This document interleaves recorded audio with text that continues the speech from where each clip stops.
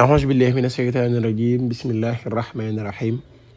وصلى الله وسلم وبارك على سيدنا ومولانا محمد بن عبد الله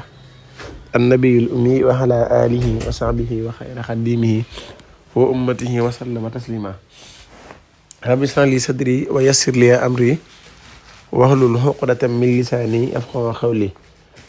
قالوا سبحانك لا علم لنا إلا ما علمتنا إنك أنت الحليم الحكيم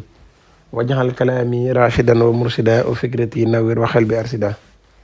mbokki jullit yu baax yu tedd yi ginnaaw ba ñu leen nuyoo siyaare leen ñu ngi leen jaajëfal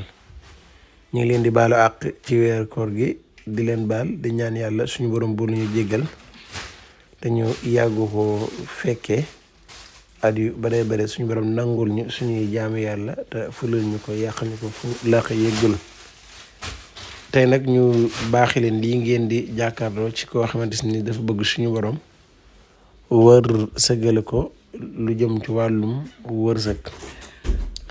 nii mu ko gisee rek noonu la koy bindee ni ngeen gisee xaatim bi mu roonoon rek noonu la koy bindee